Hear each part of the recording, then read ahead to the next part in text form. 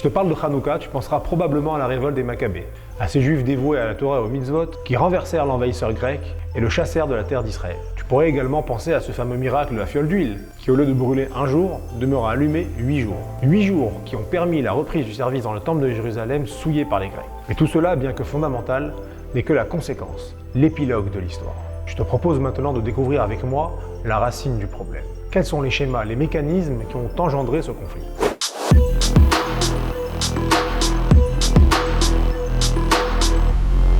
Tout commence avec Alexandre le Grand, le célèbre conquérant grec, qui va étendre son empire de l'Égypte à l'Inde, englobant ainsi presque la totalité du monde connu de l'époque. Les Grecs vont écraser militairement toutes les armées qu'ils rencontrent, notamment grâce à la célèbre phalange macédonienne. Mais surtout, ils vont imposer leur culture aux pays conquis. Et c'est bien sur le plan culturel, philosophique, scientifique et même artistique que la Grèce souhaite se battre. L'hellénisme va se répandre dans le monde entier.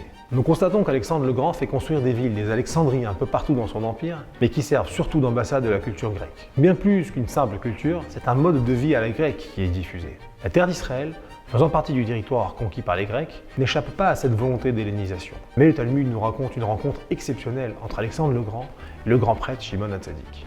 Suite à cette rencontre, des circonstances exceptionnelles, Alexandre est tellement impressionné par ce peuple et sa foi, permet aux Juifs de pratiquer leur culte à Jérusalem sans chercher à les helléniser. Il les dispensera même d'impôts pendant 3 ans. Ce comportement unique d'Alexandre dans toutes ses conquêtes est peut-être dû au fait que l'initiateur du projet d'hellénisation se heurte pour la première fois à une sagesse capable de tenir tête à la pensée grecque. C'est un signe de reconnaissance envers Alexandre que de nombreux garçons juifs de cette époque portent le nom Alexander. Après la mort de l'empereur, son empire est partagé entre ses généraux. La terre d'Israël, au gré des batailles, est ballottée tantôt sous l'empire libéral de Ptolémée, tantôt sous l'empire séleucide. Inquiet de la montée de Rome et de la réticence juive à adopter la culture grecque, Antiochos Épiphane décide d'helléniser les Juifs de force et s'efforce de leur imposer un mode de vie grec. C'est à ce moment précis de l'histoire que les Juifs et les Grecs se rencontrent véritablement. Les Grecs vont être troublés à la découverte des seuls monothéistes du monde. Cette croyance en un Dieu abstrait qu'on ne peut représenter, ce Dieu infini qui s'intéresse et intervient dans le quotidien de simples mortels, cette adhésion à un vieux livre plein de rituels, de restrictions qu'ils prétendent avoir reçus de Dieu lui-même, et surtout le fait de se soumettre à un code moral absolu et divin les perturbe. En effet, des valeurs telles que le respect de la vie, l'amour de la paix, la recherche de la justice, la responsabilité sociale envers le pauvre, le démuni, sont des valeurs pas tout à fait courantes dans le monde de l'Antiquité. Les Juifs, de leur côté, ne seront pas insensibles aux réalisations grecques. Leur rapport à notre civilisation a été énorme dans tous les domaines.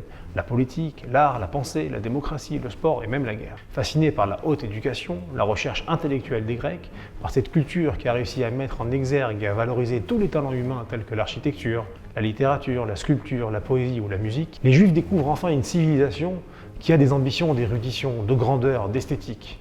Et ça les intéresse. Malgré cet intérêt mutuel, il faut tout de même souligner que de très grands désaccords idéologiques et conceptuels apparaissent. Ils seront le prélude de cette guerre de la pensée. Pour les Juifs, l'homme a été créé à l'image de Dieu, tandis que pour les Grecs, ce sont les dieux qui sont à l'image des hommes. Pour les Juifs, le monde physique est un projet à élever et à parfaire spirituellement, tandis que pour les Grecs, le monde physique est parfait en tant que tel. Enfin, pour les Juifs, ce qui est saint est beau. Pour les Grecs, ce qui est beau est saint. Et c'est bien cette prise de conscience de ce fossé qui les sépare, que certains axiomes sont irréconciliables, qu'entre les Juifs et les Grecs, l'affrontement n'est plus qu'une question de temps. Cet intérêt mutuel va peu à peu laisser une place à un conflit idéologique. Mais contre toute attente, cet affrontement n'a pas commencé par des attaques de Grecs contre des Juifs, mais bien par des attaques de Juifs hellénisants contre leurs propres frères juifs. La fascination de bon nombre de Juifs de l'époque pour la pensée grecque va les amener petit à petit à abandonner leur identité, afin de se calquer au mieux sur un modèle grec. La langue grecque va commencer à se répandre. Ils commenceront à fréquenter les gymnases et les théâtres, et cette fascination en poussera même certains à faire disparaître leur circoncision, la marque ultime de leur appartenance à l'alliance juive. Ce comportement de certains juifs va nécessairement faire apparaître un conflit envers leurs frères fidèles à la Torah et à ses préceptes. Et nous sommes bien obligés de constater que cet événement de l'histoire va malheureusement devenir un schéma classique qui se répétera siècle après siècle.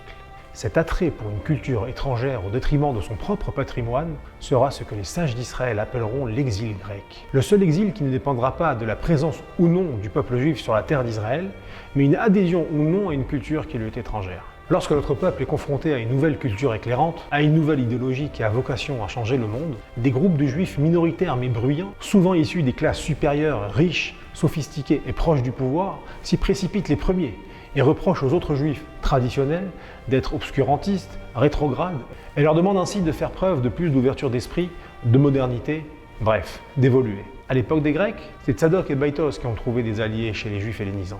Mais nous retrouverons ce même schéma bien plus tard en Espagne, en Allemagne, aux États-Unis, en Israël et même en France. Si Hanouka représente bien évidemment la victoire militaire des Juifs contre les Grecs, c'est avant tout la première guerre idéologique de l'histoire. Elle débute par des luttes internes, avec une résistance passive, avant d'évoluer vers une lutte ouverte. Hanouka demeure une fête actuelle, symbolisant la lutte contre l'assimilation et la préservation de l'identité juive. L'aspect le plus dur de cette lutte est qu'il a fallu non seulement lutter contre les Grecs, mais aussi contre les Juifs qui ont pris le chemin de l'hellénisme. De ce point de vue, la fête de Hanouka et ses enjeux sont parmi les plus actuels de notre calendrier.